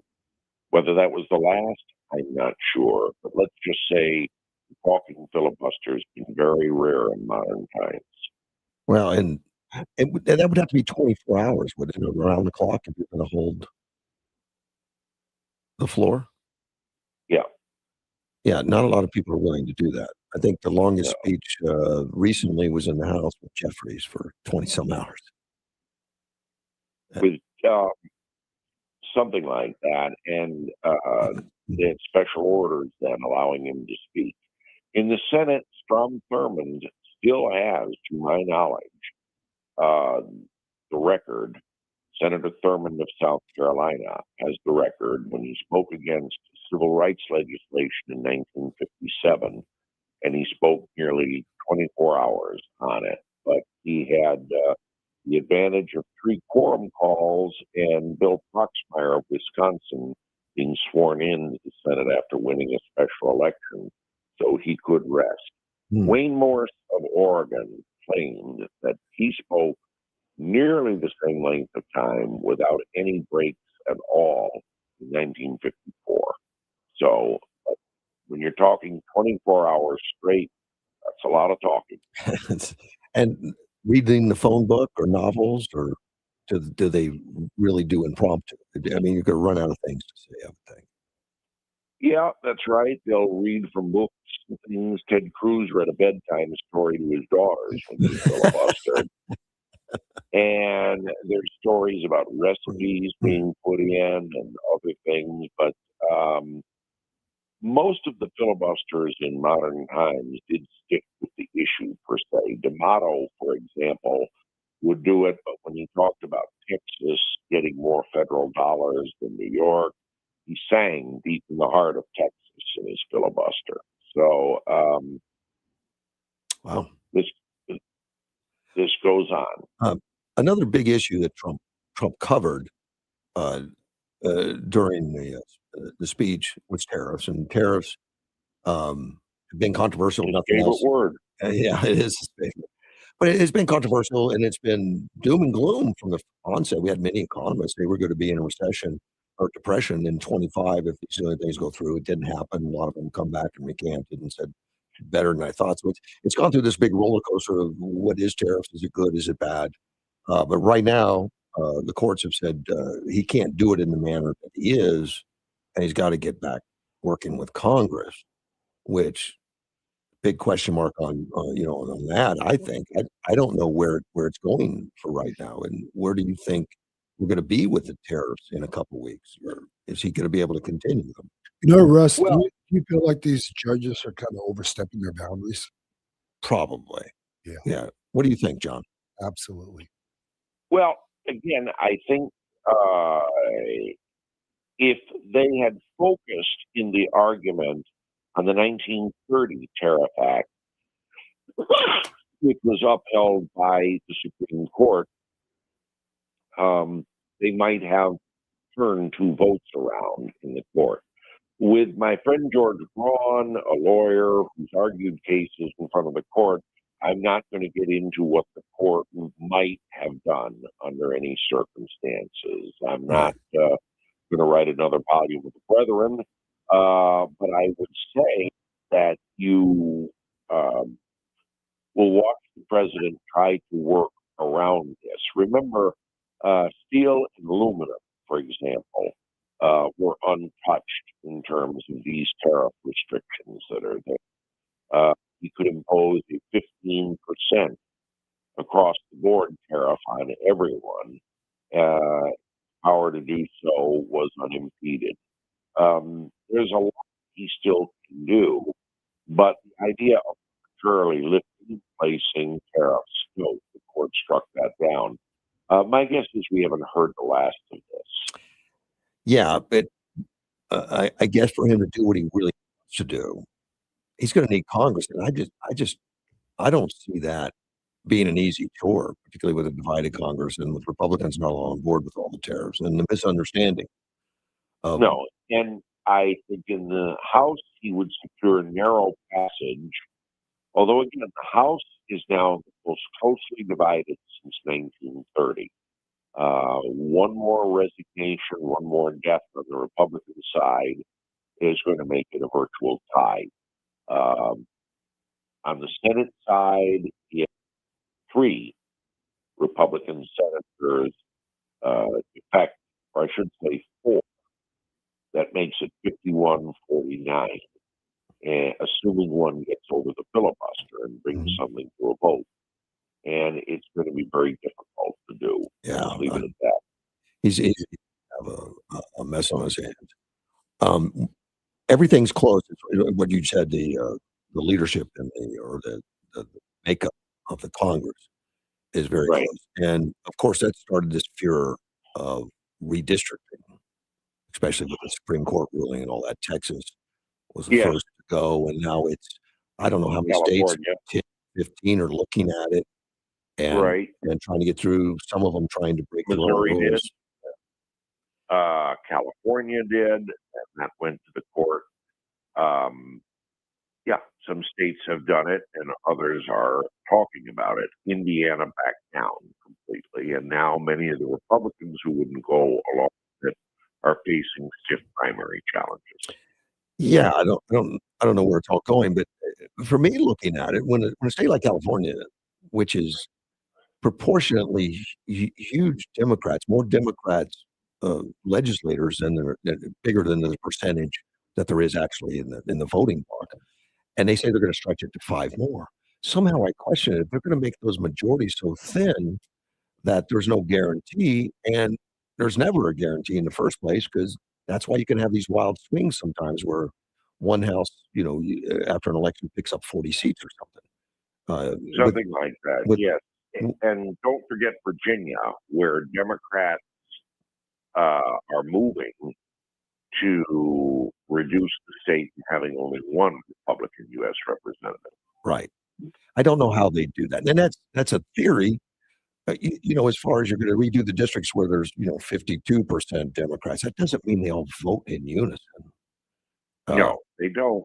However, one thing I have to say, Russ, is that, and I've noticed this, voters in Congress are increasingly voting along party lines.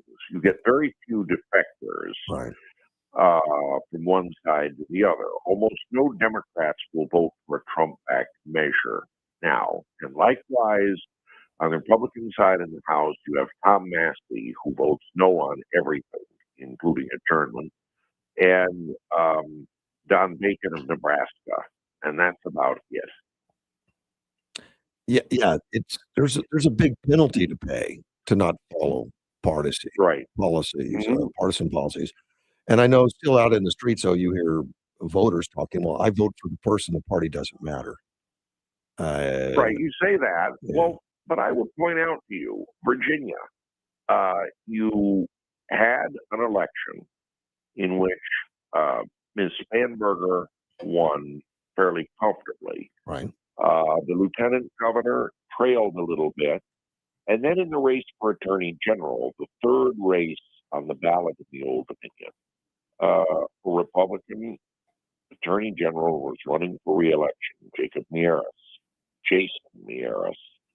And the Democrat challenger was someone who was exposed as having sent text out about how he'd like to kill the Speaker of the State House and his family as well. In a moment of rage, texted this.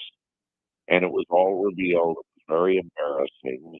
And yet, he managed to defeat the Attorney General comfortably. Yeah. Why? Because people are increasingly voting along party lines and not splitting tickets. Yeah, and once they get into the House and Senate, they generally vote along party lines, like you mentioned. It's becoming like that. You just attended a Zoom conference, and you said you talked about the primary in Texas is coming up on Tuesday. I didn't realize it was that quick. What's at play? Well, Senator John Cornyn, 24-year veteran of the Senate, former judge and state attorney general, is in the race of his life. He votes with President Trump 99% of the time. He is a respected senator. He has a high rating with the American Conservative Union. Many perceive him as the embodiment of the establishment, and they support State Attorney General Ken Paxton. He is someone President Trump has praised in the past. He's used the powers of that office on many different fronts that conservatives like. He's also someone with a past and a personal history that I would call turbulent. He was impeached once and survived it. He freely admitted an extramarital affair and now is in the throes of a divorce. Cornyn is using a feature that he had his own personal Uber to visit his mistress, a married woman, under an assumed name. Now, again, as Newsmax's own Greta Van Susteren said, you can thank Bill Clinton for making it all right to commit adultery. That's Because interesting. it just doesn't come up as an issue anymore. Paxton has been elected 3 times as Attorney General. He survived impeachment. He's bulletproof. Now, whether this is going to be enough to dump the 24-year U.S. Senator, one doesn't know. Because there's a third candidate in the race, this will probably go to a runoff in May. So we will see more of a very hard-charging, hard-punching primary. Paxton's got a lot of national recognition on national. I don't know how that helps locally, but it probably does. Probably does. Cornyn is heavily outspent him as a 24-year incumbent, but he has national recognition, and a lot of people send small checks to him from around the country. Okay. So it's going to be exciting. I thought you were going to talk about, the House race or something with, well, again, Jasmine Crockett. She's a hit in the polls. She's in the Democratic primary for the Senate. Yeah. And the candidate that the Democratic establishment likes, and certainly national Democrats, James Talarico, 36-year-old state representative, Presbyterian minister who quotes the Bible frequently. People have compared him to Barack Obama. And President Obama himself said he's a young man to watch. And everything I hear about him is terrific. And he mispronounced his name, although Mr. Talarico said he can pronounce it any way he wants. My guess is if he were nominated, he would be formidable. But Jasmine Crockett continues to lead comfortably in all the polls because, as you said earlier, she excites the base. Yeah.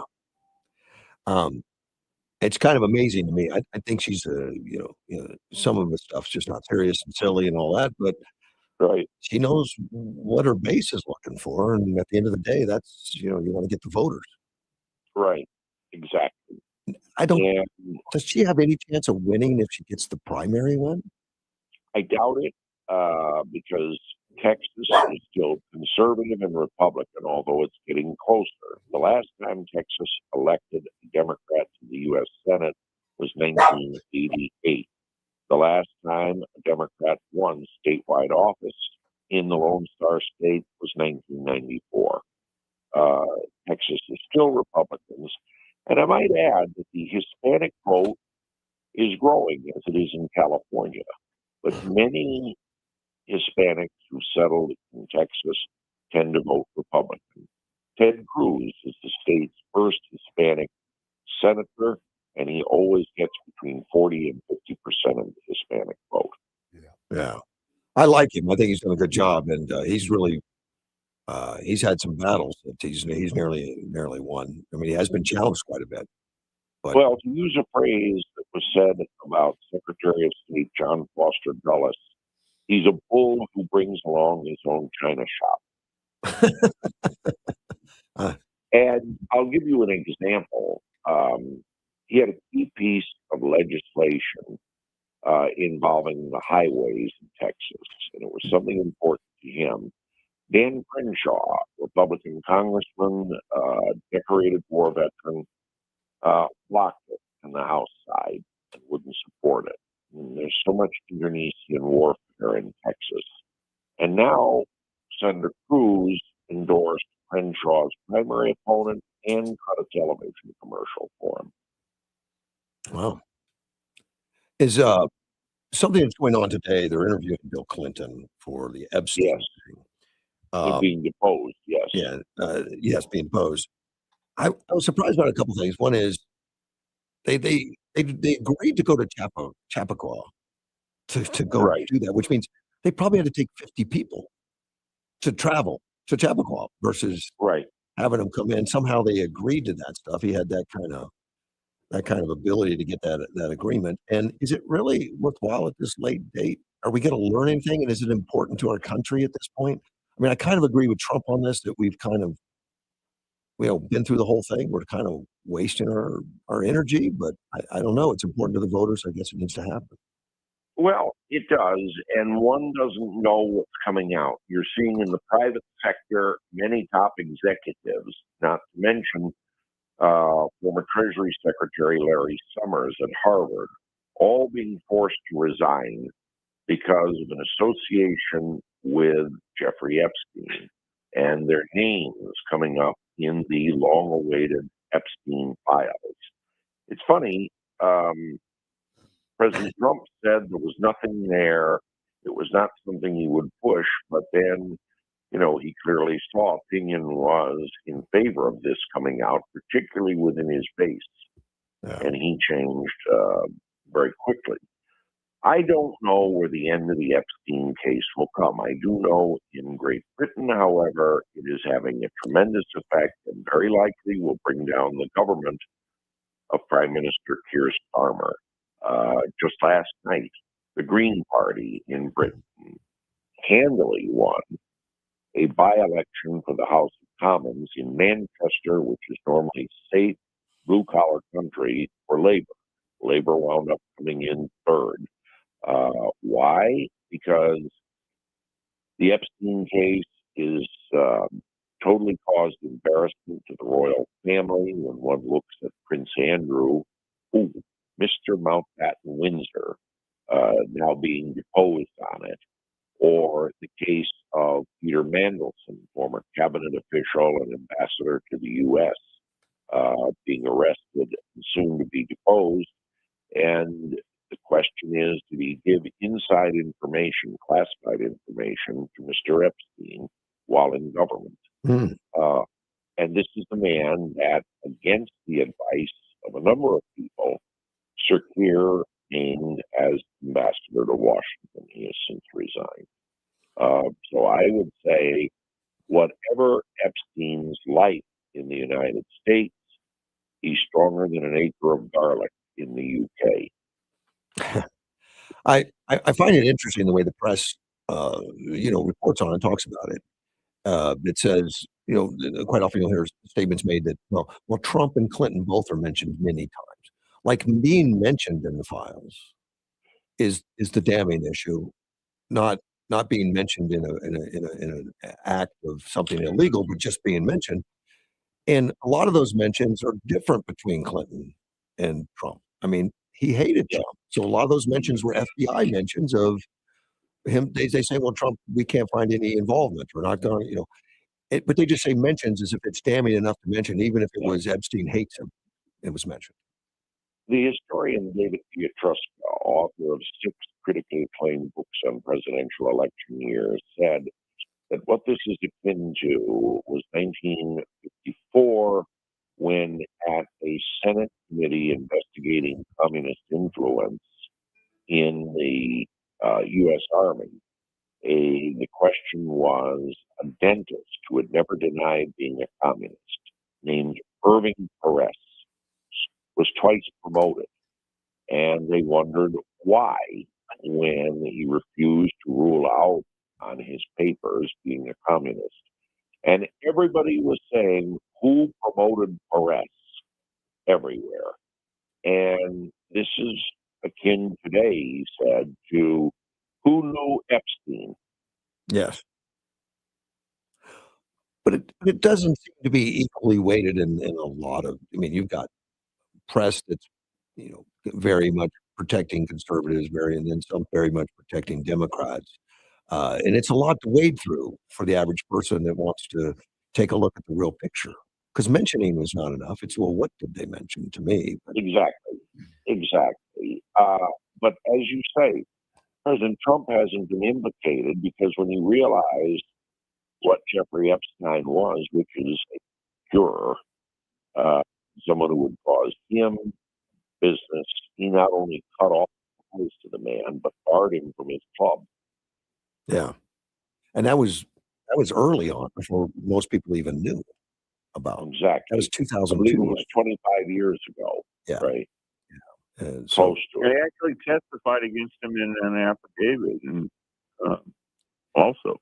Yeah, I understand he called local authorities and congratulated him on going after him because he's a bad man. Everybody knows what he's doing.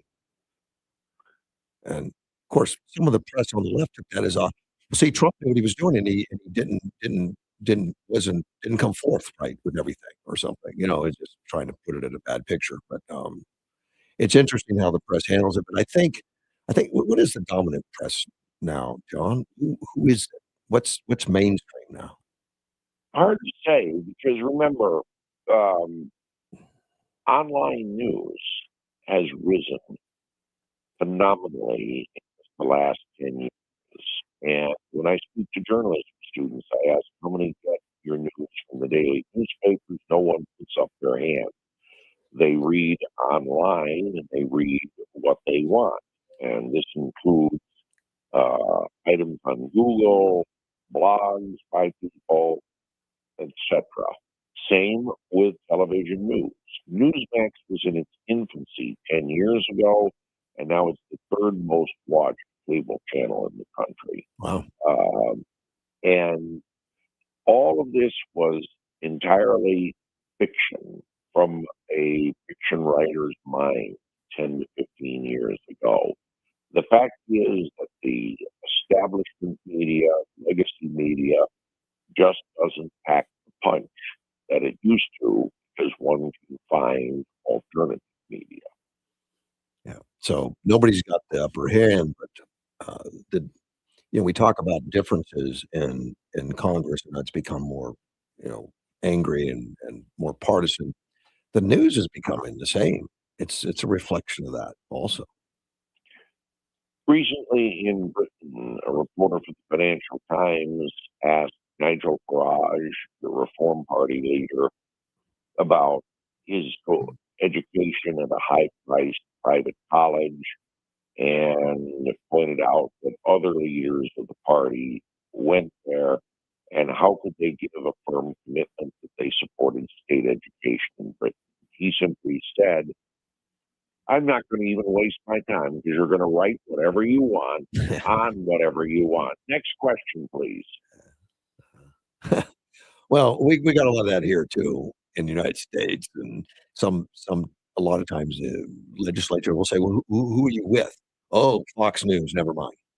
Or vice versa, it's both sides of the aisle. But Well, I it's dealt with that at the White House when the Karine Jean-Pierre, for example, would look right at me and never call on me for the longest time.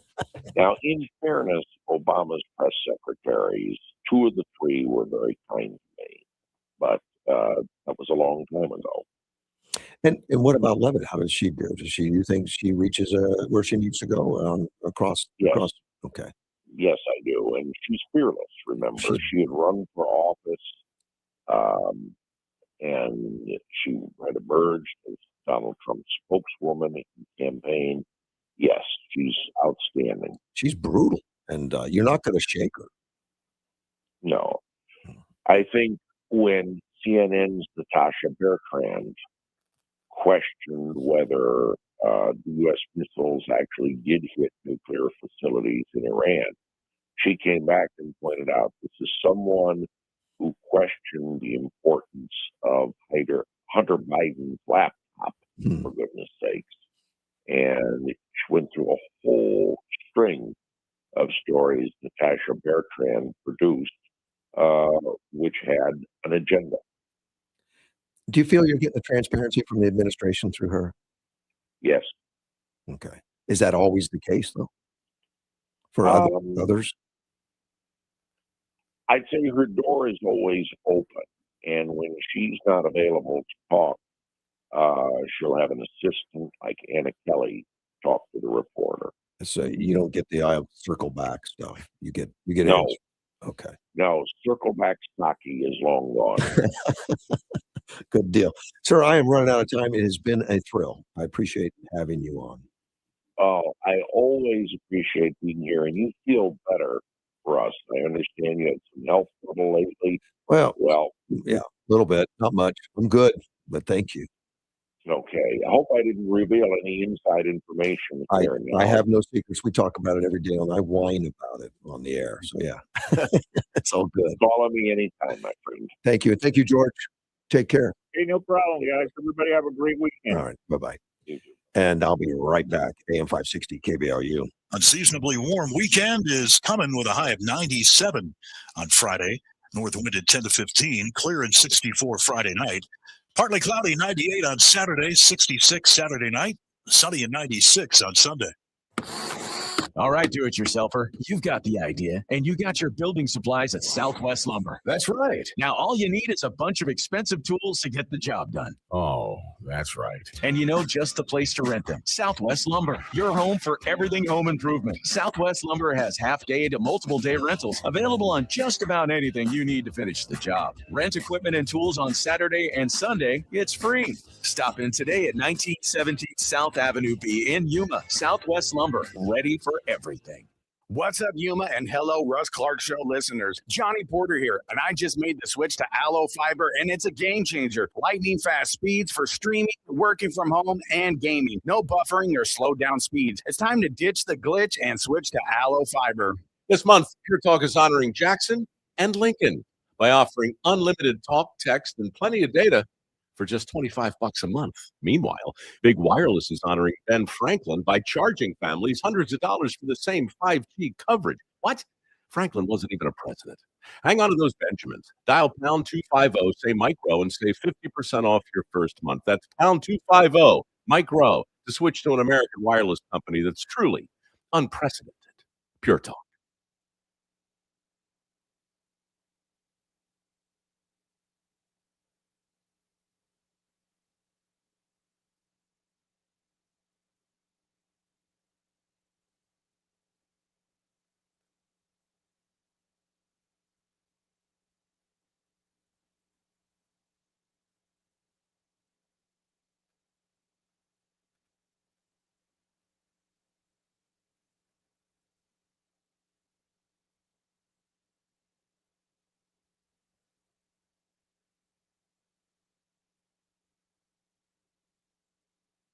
This is as real as it gets.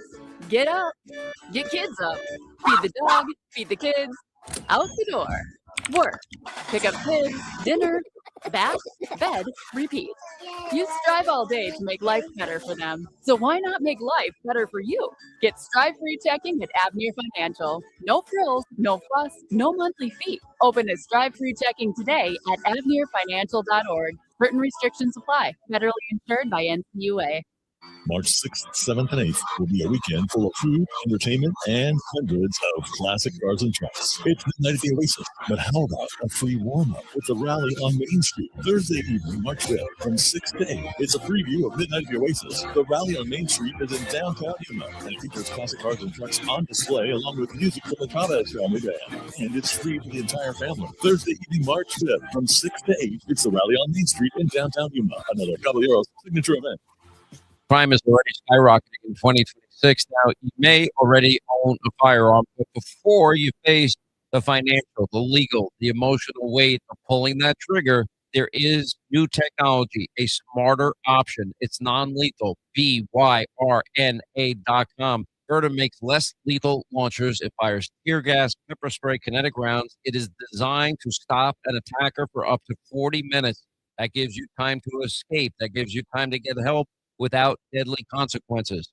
Now remember, it fires at 400 feet per second, and it has serious stopping power, enough to shut down a threat very fast without the legal, moral complexity of using lethal force. And every single launcher hand-assembled in beautiful Fort Wayne, Indiana. Legal in all 50 states, no background check, and they'll ship it straight to your door. Just go to BYRNA.com today and find the right launcher for you and your family. That's BYRNA.com.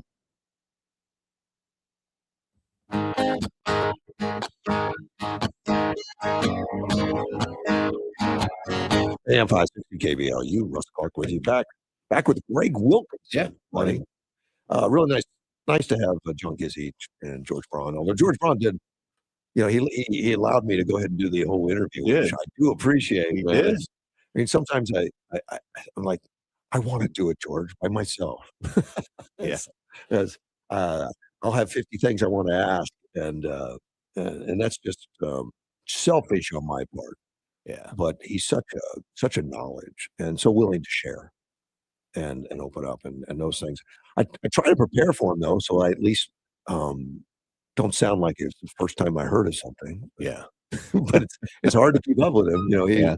He really does. Well, you can do current events, but he's like goes way back with what happened in 1960s and and he'll start ripping off the names and all that stuff. Right. And I happen to know a few things. Like I said, the first rebuttal I know was a week later. He says exactly right. I mean, he knew. Yeah. I just happened to look that up the other day. I found that interesting. I thought they should go back to that when you do a rebuttal, the State of the Union. Right. They do it immediately. Yeah. And they end up doing something doesn't connect to what was done at the State of the Union because they're not really a rebuttal. It's just an opportunity to get airtime. Yeah. Or they really flub it. Sometimes it's rare. Like you said, it's rare that somebody comes off. Yep. And does a good job with it. Yeah. Mike Sherrill, the New Jersey governor, or Mickey, I'm sorry, Mickey, it's a female. It's not Mike. I know it's Mickey. Mickey went to a hockey game in Jersey. I like hockey games. Yeah. I don't go. Oh, yes. Yes. I like hockey games because it's rough and tumble. And the audience is rough. I mean, that's all. Well, right now, after the 2 gold medals from the women's and men, hockey is the sport everybody's in the United States. So of course the governor's going to go. Yep. And throw out the puck. Yeah. I mean, everybody's got their eye on it. She got booed. Yes. But that's hockey fans. Yes. Yeah, they'll boo you as quickly as anything. Heartbeat of America.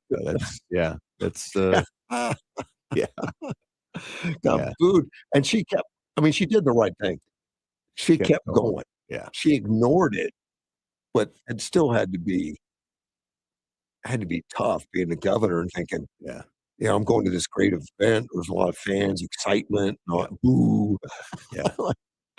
Oh, well. Like, let's go, Brandon. That'll talking about that's NASCAR, wasn't it? NASCAR. Yeah, it's NASCAR. Yep. NASCAR, of course, cheering and stuff doesn't matter. They're in the cars. They don't hear you. Yeah. I mean, they mostly but they're all very loyal fans. Yes. When NASCAR advertises, like there's a product on the hood of a car of a guy you like, these fans go out and buy it. Yes. Yeah, they do. It's one of the better advertisers because those fans are loyal. Yeah. Patriotic, loyal fans. Yep. Yeah, they are. That's right. They are. But of course, the high is a U.S. Olympic team that just won. I didn't watch the game. Oh, I did. I watched them both. My brother was at the women's gold medal game in person. What a great deal. Yeah. There's a lot of nonsense about Trump dishing. That's what it is. It's nonsense. Because and I had to look up why they were saying that he was because when he was on the phone, an impromptu phone call, he said something to the effect, well, I better invite the women too or they'll impeach me, which was a joke on what politics are like. Yeah, it was a joke. And it's like, it wasn't against the women's team. No. And the women, I understand, didn't take us that. And they are coming, but they couldn't come. Yeah, so you got to remember, I posted this, you got to remember that the men are mainly NHL players, but the women are college players. And they don't have money. Right, they don't have money, but they had to go back because they're going into the college hockey playoff time for women. And of course, they have to go back to school, and they had already come back to the United States and gone back to their colleges. So it wasn't a turn down. It was just, we can't do this because we got to play hockey at home for our college who's going into the playoffs, and they're going to the White House. They are. But like we talked to John Gizzi about was, the press is going to frame things so different depending on who the press is or who it is and what they're trying to do. And so they came out right away that the president was disrespecting women and all that. Yeah. I get a little tired of it, but I guess it works. Look at Crockett. She's winning the polls. Yeah, why not? Well, you take after the president's speech, CNN went out with a poll their viewers about favorability of Trump's speech. CNN viewers, 75% were positive, 25% negative. So that tells you that the president performed very well if CNN viewers are going to say 75% positive. But then the next day or two, I got a CBS poll that showed just the opposite. Yeah, wow. Where does that come from? So it's all polls are who you poll. Yeah. So, if they go out and they poll 90% Democrats and 10% Republicans, that's not a balance. And how you frame the question. Exactly. how you there frame could the be a question. push-pull Yeah, type as, stuff. as you know, there's Yeah. a lot in framing the question. But I had a listener show me the CBS poll, and I looked at it, and I went, I can't. None of that makes sense. And No. but they'll say, well, that's just because you love Trump, or something. But I didn't really take the time like Edward would. Edward would go find out, show me the question, show me your research, show me your data. Yep. And What most did you poll? legitimate polls all show that. Yeah. I still don't read it. Yeah. I'll just ask Edward. There you go. Yeah, but the Sorry, CNN I get poll sorry. is very telling, though. I mean, it really is. Oh, it was terrible. I mean, Yeah. it showed something so flipped. It just like, is this on the same planet? Yeah. The polls can't be that different if they're Right. legitimately asking the right one. Well, Greg, we're out of time. I appreciate you Okay. coming in. All right. Thanks, Russ. Thank you, sir. We'll be back, with Money Talk. I think Derek's will be in here. AM 560, KBLU.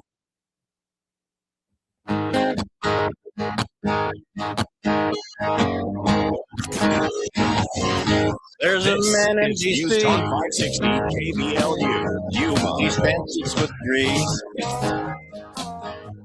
He's fighting for you. He's fighting for me. He'll bring that old song